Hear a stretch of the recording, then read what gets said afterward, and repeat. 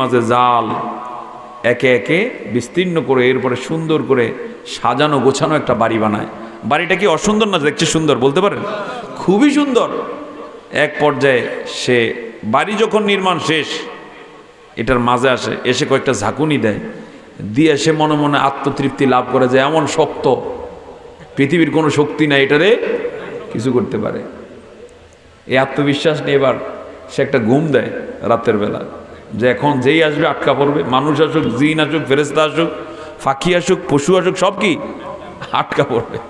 কিন্তু আমার বন্ধুগণ, সকালবেলা কোনো মুসল্লি যখন ফজরের নামাজ পড়ার জন্য বাসা থেকে বের হয়, মাথায় টুপিটাও ঠিক মতো এখনো দিতে পারে না, টুপিটা একটু বাঁকাস, মাকড়সার জালের সাথে বাজার কারণে টুপি ভইরা যায় নাকি, বরং মাকড়সার জাল যদি 100টাও টুপির কোনার সাথে লাগে 100 জালই সেখানে কি হয়ে যায়, কিন্তু মুসল্লির খবরও থাকে না। আল্লাহ তাআলা বলেন, পৃথিবীতে যারা কাফের আছে, কাফেরদের দোসর আছে, জালেম আছে, ইসলামের দুশমন আছে, ওদের যত চক্রান্তই তোমরা দেখো না কেন, মনে করতে পারো তাদের শক্তি বুঝি বিরাট কিছু পাহাড়ের মতো। তোমরা যদি ময়দানে দাঁড়াতে পারো দেখতে পাবে ওদের চক্রান্ত সব মাকড়সার জালের মতো ছিন্ন ভিন্ন হয়ে যাবে। সুবহানাল্লাহ, জবান ছেড়ে বলুন সুবহানাল্লাহ। তাই জন্য আল্লাহ তাআলা অভয় দিয়ে বলছেন, মুমিনদের পরিচয় হচ্ছে তারা লড়াই করবে কার পথে? কখনো তাদের হৃদয়ের মধ্যে ভয় থাকবে না যে যদি আমি ময়দানে নেমে যাই আমি হারুমনি, এই জাতীয় ভয় থাকবে না। সে জানবে আমার সাহায্যকারী কে। জবান ছেড়ে বলুন কে। এটা কেউ পারুক আর না পারুক, এটা ইমানদারদের পরিচয়। তারা লড়াই করে কার পথে?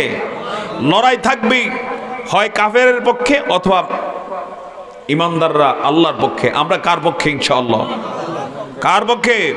এটা মাথায় রেখে কাজ করব। সম্মান বাড়িয়ে দিবেন কে? বিনিময়ে দুনিয়াতে সম্মান, আখিরাতে রয়েছে জান্নাত। কোন জান্নাত? জান্নাতুল ফেরদাউস। আমার বন্ধুগণ, এতে তাফসিরে উল্লেখ করা হয়েছে নবী করিম সাল্লাল্লাহু আলাইহি ওয়াসাল্লাম একদিন সাহাবায়ে কেরামকে শিখালেন, তোমরা যখন আল্লাহর কাছে জান্নাত কামনা করবে, তোমরা আল্লাহর কাছে জান্নাত কামনা করলে কামনা করবে জান্নাতুল ফেরদাউসের, কারণ সব জান্নাতের সেরা জান্নাত জান্নাতুল ফেরদাউস। আর এখানে আল্লাহ তাআলা সুসংবাদ দিয়েছেন। আজকের আলোচনায় আপনারা যারা আছেন সুসংবাদ গ্রহণ করুন। আল্লাহ তাআলা বলেন, 2 টাকা যারা করবে জান্নাতের জন্য দোয়াও করা লাগবে না, আল্লাহ তাআলা তাদেরকে জান্নাতুল ফেরদাউসের মেহমান বানিয়ে দিবে।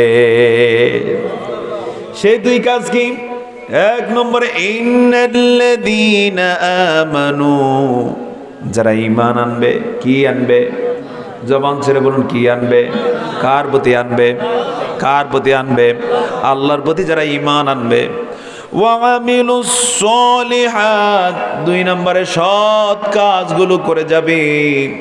সৎ কাজ কি প্রশ্ন করতে পারেন? জবাব হলো আল্লাহ যা কিছু আদেশ নিষেধ করেছেন নবীজির শেখানো পদ্ধতি মোতাবেক করাই হলো আমলে সলে। সোজা না জটিল? সোজা কথা। আল্লাহ তাআলা যা আদেশ করেছেন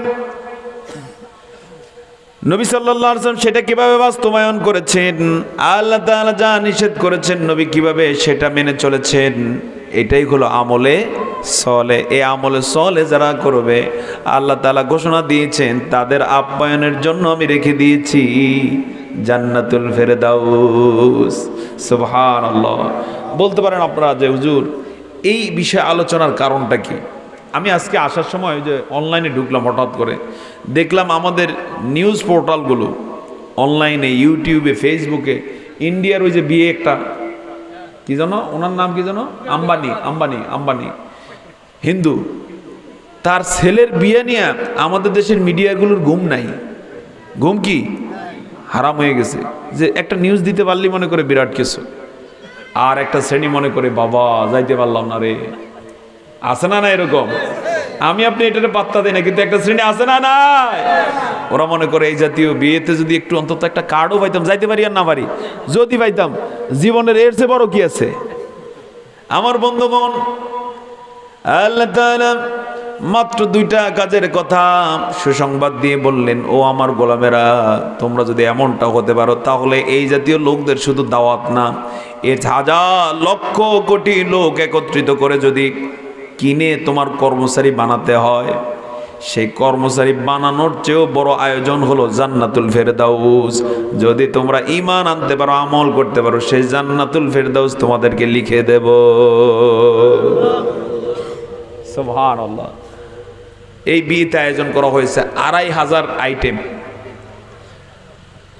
3.5 হাত বডির এই পৃথিবীর মিসকিন লোক যদি 2500 আইটেমের আয়োজন করে মানুষের খাবারের ব্যবস্থা করতে পারে, আল্লাহ তাআলা জান্নাতে ঈমানদারদের জন্য যে আয়োজন করবেন কত আইটেম হতে পারে? কত হতে পারে আনুমানিক? লক্ষ কোটি ছাড়াবে না? জবানটা ছেড়ে বলুন আল্লাহু আকবার, চিৎকার দিয়ে বলুন আল্লাহু আকবার। দুনিয়াতে এই জাতীয় সম্পদ আমরা সারা জীবনে চেষ্টা করলে হয়তো বা ইনকাম করতে পারবো না, অসুবিধা নাই। আল্লাহর জান্নাত আছে না নাই? কথা বলুন, আছে না নাই? কত বড় সেই জান্নাত! সূরা আল ইমরানের বক্তব্য অনুযায়ী এমন জান্নাত, ওই জান্নাতিন আরদুহাস সামাওয়াতু ওয়াল আরদ উইদ্দাত লিল মুত্তাকিন। এত বড় জান্নাত যে দুনিয়ার জমিন থেকে 7 আসমান পর্যন্ত যত বড়, ওই জান্নাতের পাশটা হবে এত বড়। দিক কত বড় কারো জানা নাই। আল্লাহু আকবার বলুন। দিক কত বড় হবে কারো জানা নাই। সেই জান্নাতে সব কিছু থরে থরে সাজানো। কোরআনের আয়াত হচ্ছে কুতুফুহা দানিয়া। সেই জান্নাতের ফলগুলো ব্যক্তির কাছে কাছে ঝুলন্ত থাকবে। বিশাল বিশাল আম, জাম, লিচু সহকারে আঙ্গুর, আরো বিভিন্ন আকর্ষণীয় জান্নাতি ফল, দুনিয়ারগুলোর মতো না যে ফরমালিন দেয়া, অথবা 2 নম্বর, অথবা ওই যে আধোয়া বলি আমরা, এরকম নয়। জান্নাতের ফল, বিশাল বিশাল ফল। এই ফলগুলো নাগালের মধ্যে ঝুলন্ত থাকবে। কেউ যদি বসে খেতে চান, বসা অবস্থায় খেতে পারবে থোকা থেকে।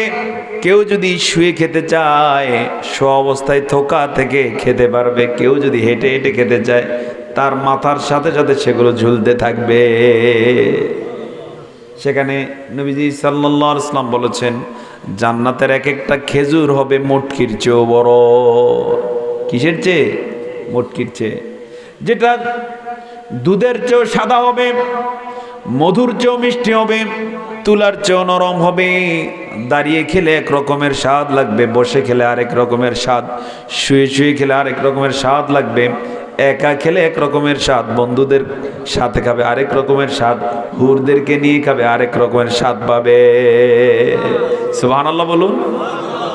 এই সব সমাহার রেখেছেন তাদের জন্য যারা ঈমান আনবে, ওয়া আমিলুস সলিহাত, এবং যারা সৎ কাজ করবে। আল্লাহ তাআলা বলেন, কানাত লাহুম জান্নাতুল ফিরদাউসি নুজুলা। তাদের আপ্যায়নের জন্য আমি জান্নাতুল ফেরদাউসটাই রেখে দিয়েছি। এই জান্নাতুল ফেরদাউসটা আছে কোথায় জানা আছে কিনা আপনাদের? আমি একটা তথ্য দিই আপনাদেরকে। জাহান্নাম আছে এই জমিনের তলে, এই পৃথিবীর তলে। কেউ কেউ বলেছেন জমিনের ভিতরেই জাহান্নাম আছে, আর কিছুটা আলামতও পাওয়া যায়।